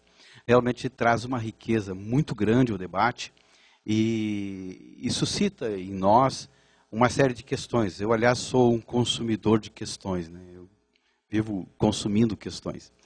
E algumas questões foram acrescentadas ainda nessa noite aqui. Eu agradeço pela abertura da gente poder participar, a gente que também não é, que a gente não é da PUC, mas poder participar também desse debate. E algumas das questões, né, que me ficaram hoje de noite, por exemplo, será que a espiritualidade tem alguma coisa a ver também com a culturalidade? Será que o espiritual também é o cultural? Será que a religiosidade é uma questão cultural? Afinal de contas, será que Deus também é cultural? Será que ele é criador, mas também será que ele não é criado? Então, são algumas questões que passam pela mente da gente. Por exemplo, se eu pensar na espiritualidade do tempo de Franklin, questão da Segunda Guerra Mundial, e toda aquela expectativa existencial, porque o mundo estava desmoronando, o mundo estava caindo, então ele não era um sujeito fora do mundo, ele precisava dar uma resposta ao mundo. Então essa resposta que ele encontrou foi essa, a espiritualidade, essa busca, essa vivência, esse agarrar-se em alguma coisa, em alguma esperança. No Boff, né, e eu me lembro das primeiras coisas que eu li de Boff dentro da teologia da libertação, e uma teologia de um tempo que também procurava dar as suas respostas, um tempo que a espiritualidade não era exatamente a transcendência, era muito pelo contrário, era a imanência. Se trabalhava com a questão social e era na solidariedade dos povos, nas lutas dos oprimidos que se estabelecia a espiritualidade. E hoje, mais uma vez encarnado, né, nessa contextualidade cultural que nós vivemos, a gente encontra uma espiritualidade individualizada.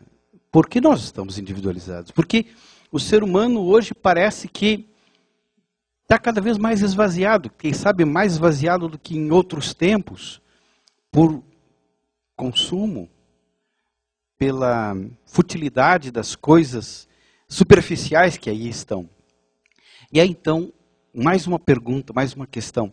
Esta espiritualidade que vivemos hoje, voltada para sentido de vida, mas não para a busca de sentido. Porque o sentido não se busca. E como disse a professora, o sentido se constrói. E aí ela deu uma experiência maravilhosa, bonita, que ela contou aqui a respeito da chuva. Quer dizer, não há sentido na chuva, mas ela construiu um sentido da sua experiência de chuva. Então, a espiritualidade num contexto cultural é uma espiritualidade que dá respostas ao momento. É isso? Somos de fato criador e criatura? Acho que eu vou iniciar então a explanação. Cultura é uma questão complexa, né? E eu acho que envolve também essa nossa discussão de inter e talvez transdisciplinaridade. A partir do momento que a gente começa com a palavra cultura, unir várias variáveis, né? Com perdão do pleonasmo, pela questão simplesmente porque a gente não é um ser só espiritual ou só físico, enfim, né? Então, quando a gente fala em uma dimensão cultural, ok, a gente está trazendo um mundo aqui que não só é multidisciplinar, interdisciplinar, transdisciplinar, mas, enfim, interconectado, enfim, né? Visões mais sistêmicas, dentro do paradigma da complexidade, mais ecológico, digamos assim, né? Então, cultura é isso, né? Mas acho que uma das questões que talvez permeie toda essa questão de como a gente vive a espiritualidade na nossa cultura é justamente essa dificuldade que a gente tem. Eu posso ser um pouquinho repetitivo, mas eu acho que também tem a ver com isso, da gente trazer esses elementos que estão na nossa volta para uma vivência, para uma questão interiorizada. A partir do momento que a gente está sempre buscando externamente isso, e vão sempre surgir, né, autores para a gente consumir, teorias complexas que a gente vai se encantar, mas a partir do momento que a gente deixar de procurar, né? Claro que as duas questões são importantes, a questão da complementaridade, só que como a gente está enfatizando muito mais essa polaridade, a espiritualidade, eu posso ser um pouquinho contraditório no que eu estou falando, mas eu vou enfatizar mais a questão da espiritualidade. Então, talvez a grande importância que a gente tem hoje culturalmente, em relação à tua pergunta, é justamente interiorizar muito mais aquilo que a gente está vivendo. Ver o que tem de sentido disso tudo que a gente passa, o que faz sentido para mim. Então, não importa se aquilo está me dando uma resposta ou não. Eu acho que o Frank não estava querendo dar uma resposta para a humanidade e que aquilo fazia que, ok, faz parte da questão cultural. Mas quem sobreviveu, talvez, o que ele sobreviveu, né? Talvez simplesmente era ele queria escrever o primeiro livro, né, Em Busca de Sentido, de uma forma anônima. Não estava querendo responder nada, simplesmente queria contar uma experiência, porque o público, né, poderia enxergar um pouquinho o que acontecia lá dentro. Ele queria trazer esse relato para a humanidade.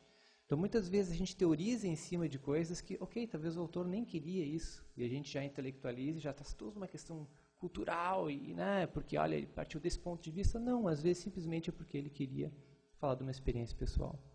Então, de novo, a gente pode buscar fora, dizer que ele queria isso, queria aquilo, culturalmente significa isso. Tá, mas o que disso tudo significa para ti? Acho que essa que é a pergunta fundamental, e nisso os orientais são muito bons, né? Porque daí tu não vai buscar fora essas respostas, né? Independente de tudo isso que está acontecendo na tua volta, o que serve para ti da tua vivência, da tua experiência? Não sei se comecei a explicação ou a explanação. Não sei se eu vou poder colaborar, mas eu diria assim, eu comecei a me lembrar, é um despertar de consciência. A espiritualidade, eu não diria que ela independe de cultura, não sei se eu posso dizer assim. Não sei.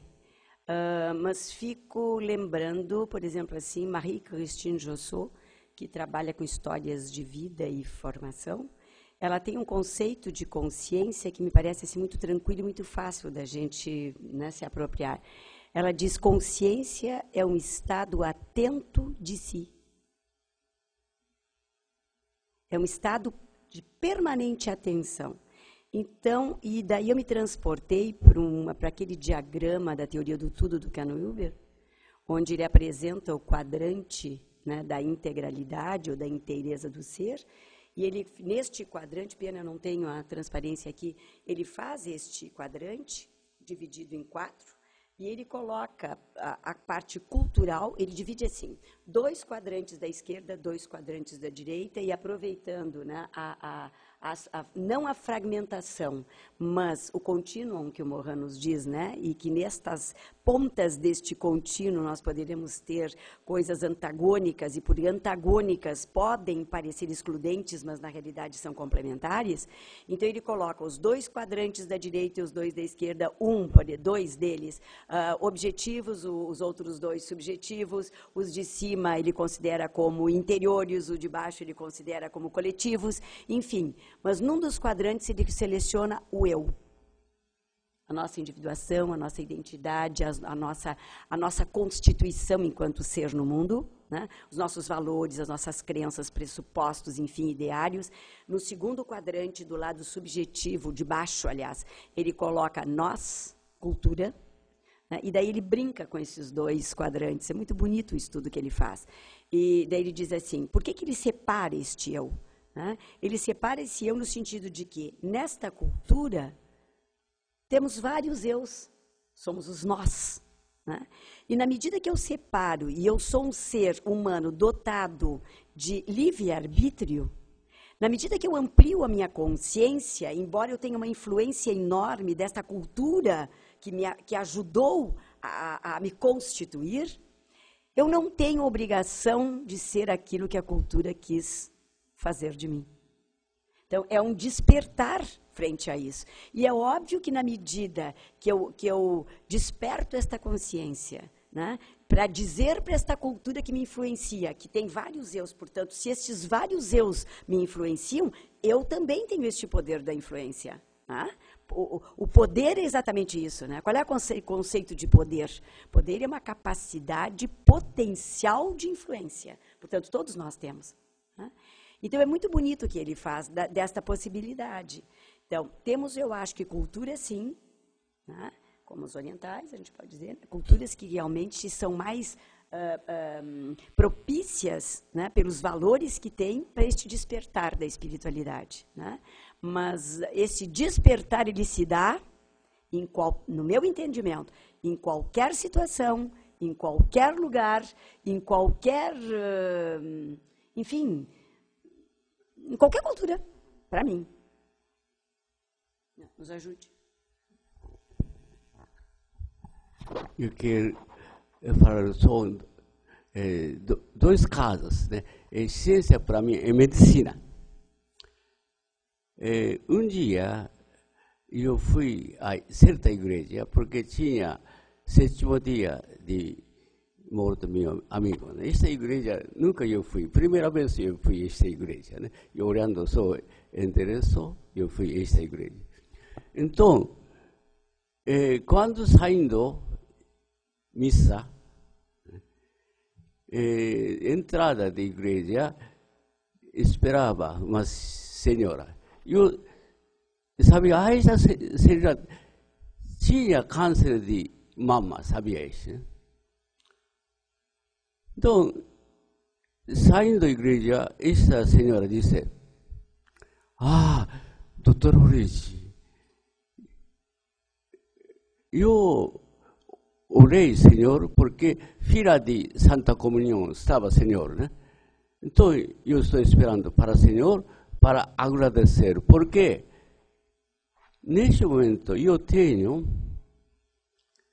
não somente câncer de mama, eu tenho também metástase, câncer de pulmão, câncer de estômago, câncer de útero. Então, minha casa, lado de igreja, eu estou preparando vida eterna, por isso todos os dias, tarde, vi missa, todos os dias missa. Eu sou feliz de poder preparar vida eterna. Neste momento, medicina tinha limitação. Medicina é uma ciência, limitação. Mas espiritualidade está a superar esta limitação. Outra coisa. Também, meu amigo japonês veio do Japão, então ele foi batizado aqui. Ele mora em Ibochi, colônia japonesa. Não podendo falar nada português, porque trabalhando entre colônia japonesa, não preciso falar, né? Como agricultor. Então, dia vim aqui, eu tenho aqui dor de estômago, tocando aqui, eu toquei, né? Tumor. Então, você deve fazer endoscopia.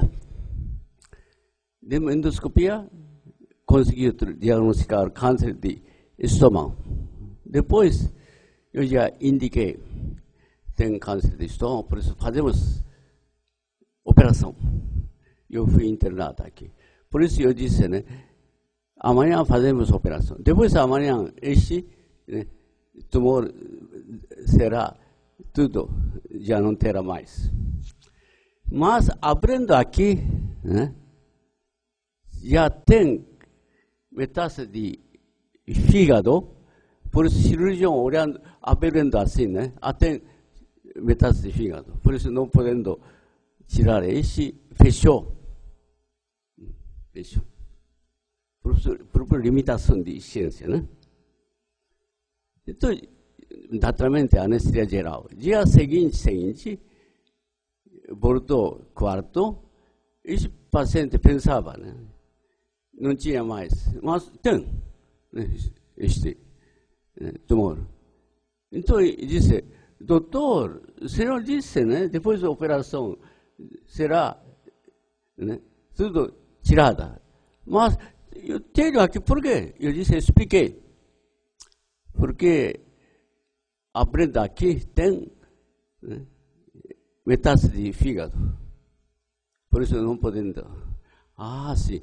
Então eu posso voltar em casa, porque se morrer, eu não quero morrer nesse hospital, eu quero morrer em casa, né, com familiares. Não tem problema, pode voltar. Quando for necessário, sempre está disponível, pode voltar, também ao hospital da PUC.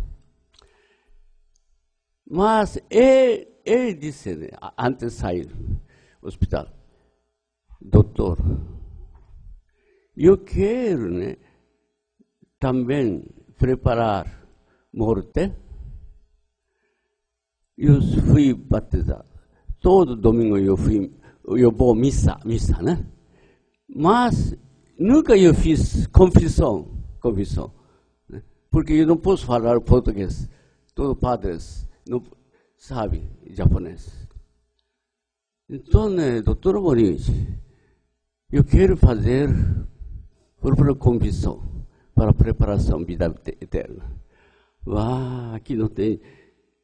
Então, por acaso, meu amigo, né, padre Lord Scheiter, esse missionário, né, Japão, né, uma semana depois, voltou ao Japão, né, para aqui férias. Ele trabalhava no Japão já mais de 40 anos como missionário. Voltou aqui, só um mês. Então eu fui ao aeroporto para receber.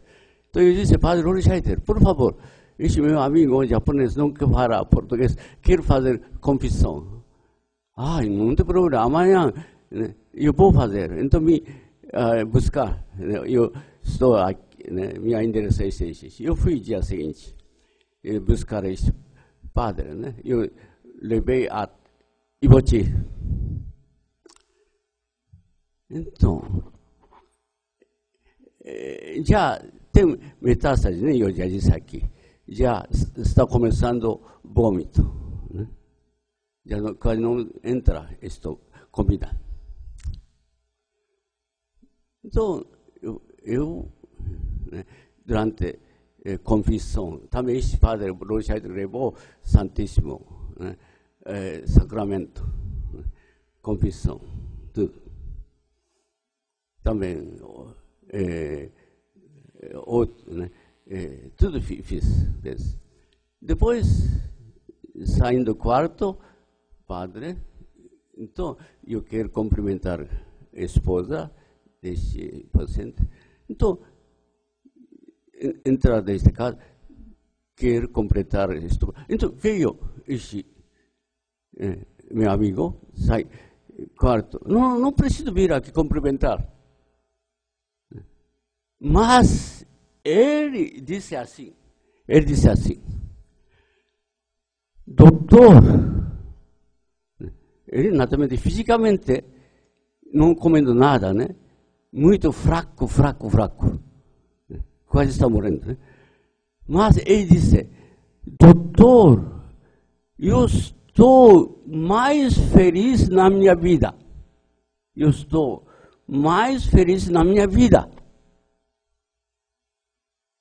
Se ele não fez esta coisa, minha felicidade. Por isso eu agradeço ao Dr. Moriguchi. Trouxe padre. Depois repeti. Eu estou mais feliz na minha vida. Mais feliz. Então, espiritualidade. Superou todo o sofrimento material, limitações, superou tudo, falta de capacidade de medicina. Espiritualidade é importante. Este paciente, depois de 2 dias, ele faleceu, né? Mas 2 dias antes, ele disse, neste momento, sou mais feliz da minha vida. Sacramento, né? Então, espiritualidade, né? Então, isso também é muito importante, espiritualidade, né? Muito obrigado. Bem, eu gostaria de agradecer a oportunidade de ouvir a palestra dos nossos dignos doutores que deram e expuseram as suas ideias até aqui. Meu nome é Saulo Martinelli, eu sou engenheiro e professor, mesmo na PUC, no passado, lecionei mais de 24 anos aqui, nessa universidade. mas sempre com tempo parcial, porque exerci plenamente engenharia em toda a minha história, né? E hoje sou diretor da empresa Argos Engenharia. Estou numa individualidade, mas poderia dizer que estou representando a Argos aqui. E por esse motivo, tenho toda essa alegria de estar presente com vocês. Eu ouvi atentamente a todos. Claro que todos os assuntos me interessam, todos os temas em si e por si, eles têm os seus desafios, porque nós vivemos numa sociedade de pluralidade de costumes, né? Considerando-se esse momento, esses últimos anos, onde nós podemos dizer também que é uma crise de valores. Se é uma crise de valores, e eu agora entro na subjetividade, eu acredito no holismo em termos de educação, mas como fazer quando se recebe muitas vezes um jovem que no lado das humanidades, digamos assim, se apresenta com carências? Como se trabalhar isso quando tu tem atributos, digamos assim, para desenvolver determinado conteúdo programático? Tu faz, de certa maneira, muitas vezes, uma integração de coisas, mas o teu tema principal é as tuas atribuições como professor daquela disciplina. Pelo menos sempre foi assim comigo. Então, uma das questões é como se faz um holismo que eu acredito que seja uma forma de desenvolver todo o segmento humano, em todas as suas faces, não só na parte cognitiva propriamente dita. A outra questão que também ouvi, e que depois eu gostaria de ter uma resposta nesse sentido, será que de fato, eu depreendi bem, onde entra a física quântica, será que de fato a parte espiritual é energia pura? E que se possa ampliar para se atingir uma certa faixa de frequência mais próxima, digamos assim, do Criador, nós como criaturas? Isso é possível? Todos os dias, eu evidentemente sou uma pessoa ativa, católico ativo, mas eu convivo numa sociedade, como eu disse, pluralista. Eu tenho espíritas do meu lado, tenho católicos, tenho protestantes, tenho aqueles que se dizem ateus. Quando tu dialoga com essas pessoas que se dizem ateias, muitas vezes tu percebe que, na realidade, eles são contra as instituições constituídas, mas eles são tão monopolistas quanto eu, por exemplo. Não é? Então, a pergunta, digamos, baseado nessas premissas, e também num dizer que eu estou me lembrando do mestre dos mestres, quando ele disse que dai a César o que é de César e a Deus o que é de Deus. Para mim, naquele momento, ele separa o Estado das coisas de Deus. Então, se isso é um pressuposto, mesmo após César, que era sumo sacerdote naquela época e imperador, mas após isso, a grande questão é, o Estado, então, só comandava 50% do ser, outros 50% era abstrato. Como se administra esse lado abstrato do ser humano?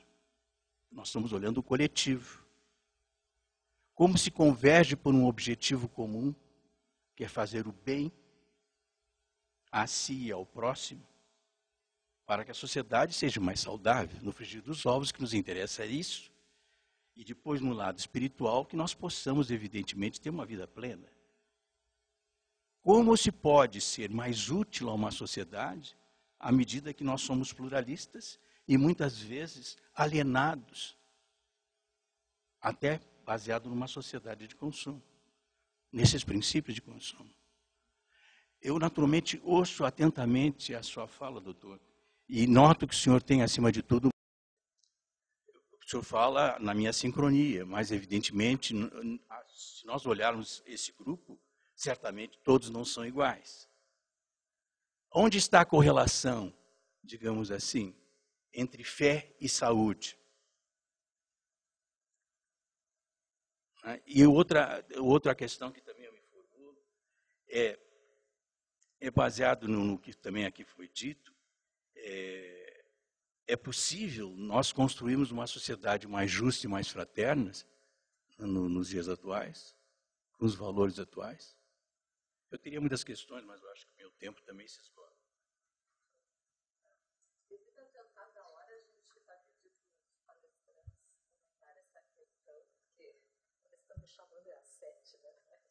eu já extrapolei. Vocês gostariam?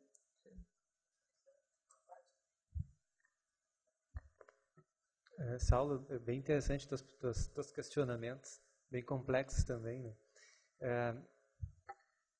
Eu me remontei muito aos meus primeiros anos de sala de aula, não que eu tenha muitos, né? Tenho 5 anos de experiência em sala de aula, mas eu me deparava muito com essas questões de conteúdo programático, o que tem que ser dado, e como é que eu poderia fazer de uma maneira diferente aquilo, o quanto poderia mudar, mas será que a coordenação vai deixar, enfim, aqueles dilemas todos que eu acho que muitos professores passam, né, com questões que precisam ser feitas de uma maneira mais concreta, e como é que eu posso dar uma corzinha aqui, um colorido especial meu, o que eu acho importante disso, enfim. Então, essa é uma questão, acho que bem pertinente para qualquer um que trabalha com essa relação com pessoas, não só acho que na educação, né. Como é que a gente pode trabalhar com questões mais abstratas, que é o que tu fala nessa aula, de trazer um pouquinho essa dimensão da espiritualidade, por exemplo. Então, vou te contar uma experiência muito mais pessoal. Tá? Então, trabalhar com algumas disciplinas dentro da psicologia, eu também tenho essa dificuldade. Isso que a gente está falando de psicologia, que supostamente teria que ser uma ciência mais aberta para essa questão do abstrato, da subjetividade, da espiritualidade. Mas, de fato, isso não acontece. Tá? Então, realmente, tem algumas questões que ficam mais complicadas de serem trabalhadas. Mas, no entanto, quando a gente... eu lembro muito da fala da professora Leda, quando ela fala a questão da experienciar, da autoconsciência, de a gente se trabalhar, que eu acho que é aqui que realmente começam as coisas, né? Então, a gente começa a encarar essa relação que a gente tem com os alunos ou com a matéria, enfim, essa relação, relacionar-se com o mundo de uma maneira mais profunda e mais cheia de sentido. Então, a gente vai trabalhar com aquilo que a gente pode trabalhar. A gente também tem que estar, digamos assim, adaptados dentro da nossa realidade. A questão da polaridade ali. Não adianta a gente querer também fazer revoluções dentro da sala de aula, a gente tem que trabalhar com equilíbrio. Então, quando a gente pode trabalhar uma matéria, enfim, questões do conteúdo, digamos assim, de uma maneira mais experiencial, mais crítica, ao invés de dizer, fazer perguntas, sempre tendo em mente esse sentido maior, a gente vai fazendo o que a gente chama em psicologia social de micropolítica. Eu faço a minha parte. Né? Talvez eu não vá mudar o mundo, mas talvez aquelas pessoas que eu estou ajudando a despertar e plantar sementinhas, elas vão fazer a diferença para esse mundo. Então, isso é fazer com sentido. Então, muitas vezes a gente não encontra muita facilidade para plantar essas sementinhas dentro da relação de sala de aula, mas eu acho que isso é possível, se a gente trabalha esse abstrato. Né? Então, a melhor forma de fazer isso é fazer com que as pessoas experienciem de novo, né? Que a gente possa trazer elementos para elas se colocarem frente às situações, ao invés de a gente dizer o que é. Né? Faz isso, reproduz isso, ela vai reproduzir na prova, e ok, mas que tipo de profissional a gente vai estar tendo depois? Né? Então, acho que faz toda a diferença. Então, como a gente se coloca frente à coisa, de novo, e não a coisa em si, mas como eu me coloco frente a ela? Acho que essa é toda a diferença. Só que para eu ter esse questionamento, bom, como é que eu estou me colocando frente, aqui no caso, a relação nos alunos da sala de aula? Para a gente fazer essa pergunta, a gente tem que trabalhar a nossa própria espiritualidade. Então, acho que é ali que começa a grande questão de trabalhar com o abstrato dessa maneira. Mas acho que é isso, senão a gente vai se estender. Né? É bem rapidinho. Eu trabalho com a disciplina de metodologia do ensino superior. Essa disciplina é transversal dentro da universidade, então a turma se constitui por uma heterogeneidade muito grande. E é muito lindo trabalhar a metodologia. Inclusive, essa disciplina está fazendo parte da capacitação docente da casa. Os professores novos, né, têm obrigatoriedade de fazer essa disciplina. E daí eu te diria assim, ó, quando nós começamos a discutir a metodologia, e eu pergunto para os alunos assim, o que passa na cabeça de vocês quando a gente fala na palavra metodologia? Aparecem várias coisas, né? Método, técnica, recurso, planejamento, processo. E daí nós chegamos de uma maneira muito simples, colocando que a metodologia é um modo de fazer. É uma maneira de fazer. Uma ação social emancipatória, uma coisa mais sofisticada, que a gente pode dizer, mas é um modo de fazer. E daí eu digo sempre assim, que talvez responda alguma das angústias, né? Porque eles vêm para a metodologia do ensino na tentativa, achando que na realidade nós vamos ter receita de como se faz uma boa aula. Como se age com a diversidade dos nossos alunos, a singularidade, a pluralidade que os constitui. E daí nós passamos a conversar e chegamos à seguinte conclusão. Na metodologia, docente ou na metodologia de qualquer profissional se desvela aquilo que a gente é.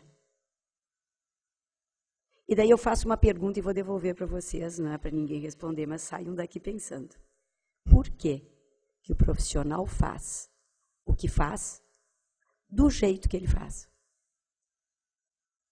Quando a gente faz essa pergunta, por que que o profissional faz o que ele faz, do jeito que ele faz, com certeza nós vamos encontrar a resposta anterior ao processo do fazer, que é justamente o que o constitui, que se desvela no fazer.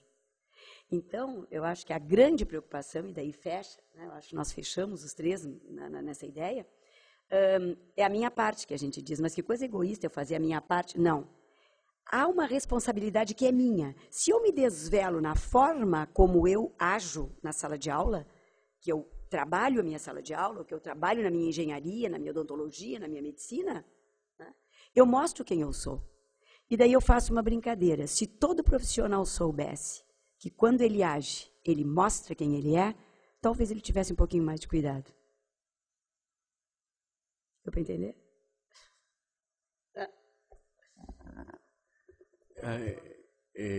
Só um minuto, eu quero agradecer, né, participar aqui, porque eu sempre olhando espiritualidade através da minha ciência de medicina. Agora, hoje, né, observando, reconhecendo espiritualidade através de pedagogia, através de psicologia. Assim, eu consegui ampliar minha cabeça. Nesse sentido, eu estou muito, muito grato.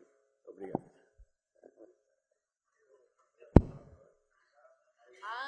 Então, levantar. Espera aí que a gente vai te dar o microfone.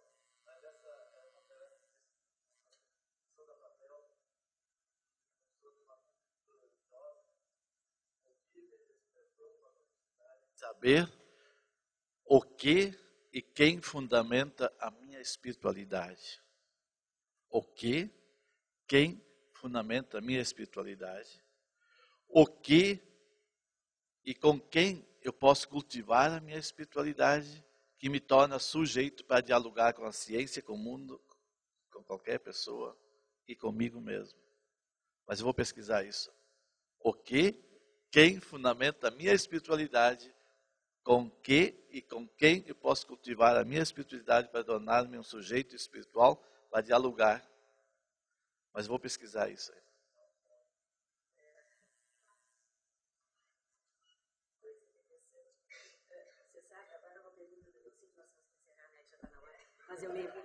Mas eu lembro, isso aqui é uma coisa que não tem fim, ainda mais quem é apaixonado, né? A gente que é apaixonado por isso. Os alunos em geral perguntam assim, Lízia, tudo bem, é assim. Então me diz, como é que eu faço para ampliar a minha espiritualidade? Óbvio, como é que eu faço para ampliar a minha espiritualidade? E a minha resposta é assim, te inspira em alguém que já tem a espiritualidade um pouco mais, essa consciência espiritual um pouco mais ampliada do que a tua. E como é que a gente percebe isso? Socialmente, é o sujeito que apazigua, é o sujeito que é conciliador. Emocionalmente, é o sujeito que consegue equilibrar os seus sentimentos, a sua sombra e a sua luz. E cada uma dessas dimensões está relacionada com um elemento da natureza, né? E com relação, por exemplo, ao espiritual, né? O espiritual, fogo, né? O que é o espiritual? Justamente aquela pessoa que coloca sentido na vida, que questiona, que não sai fazendo por fazer, mas que pergunta. Quando o senhor fez aquela pergunta para nós, o dia mais feliz, eu acho, que eu terei dentro desta casa, é quando, nós que trabalhamos com isso, é quando não precisar mais ter uma disciplina para falar de espiritualidade. É que as nossas ações, e por isso eu digo, a metodologia, o meu modo de fazer exterioriza quem eu sou. Então, o ideal seria, né, que o senhor como médico, eu como professora, eu não tenho pedagogia, eu tenho letras, né, e depois fiz mestrado e doutorado na área da educação, eu não fiz pedagogia, mas assim, que não haja necessidade de ter uma disciplina específica que fale na espiritualidade, mas que os nossos atos sejam a demonstração disso. Esse é o sonho. Né? Esse é o nosso grande ideário. E por acreditar na possibilidade de um dia a gente conseguir chegar, embora talvez, e com certeza com a idade que eu estou, eu não vai enxergar, provavelmente, mas que o trabalho a gente está fazendo, para que outros possam usufruir disso.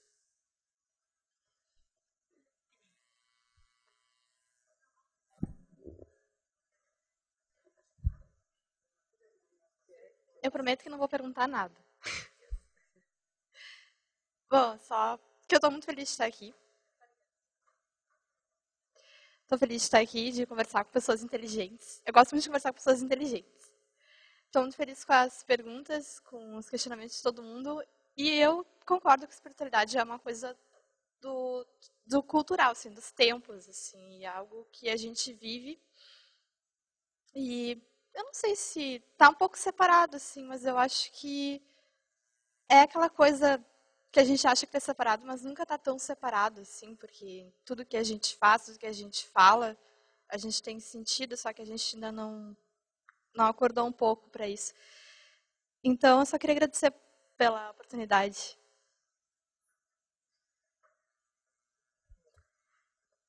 Eu agradeço, então, aos palestrantes, a todos vocês que vieram prestigiar o evento e ao coordenador do Fórum de Interdisciplinaridade, que essas discussões, né, e debates continuem no próximo ano, né, de 2013. Esse é o último fórum, mas muitos outros, né, virão, e que a presença de vocês possa contemplar também as outras temáticas.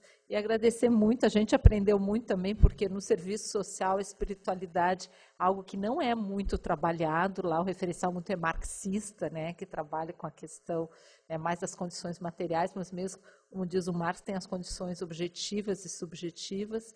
E dentro do grupo de estudos da paz, eu lembrei de uma professora que se aposentou, a Ruth Portanova, e ela trabalhava valores dentro da matemática, através da etnomatemática. Ela ensinava os alunos, né, falando em metodologia, com aquele filme A Corrente do Bem.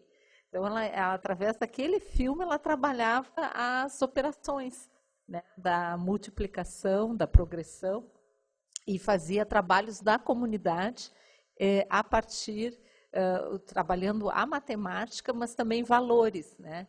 Então, essas questões do sentido da vida, da espiritualidade, ela pode ser incorporada também em várias disciplinas, né? Dependendo do nosso modo como vamos, né, trabalhar pedagogicamente. E, então, agradecer a contribuição de todos e pedir desculpas pelo adiantado da hora, né, mas sinal de que esse tema é pouco explorado e que fico feliz que ainda a plateia, né, permaneceu além do horário. Obrigada.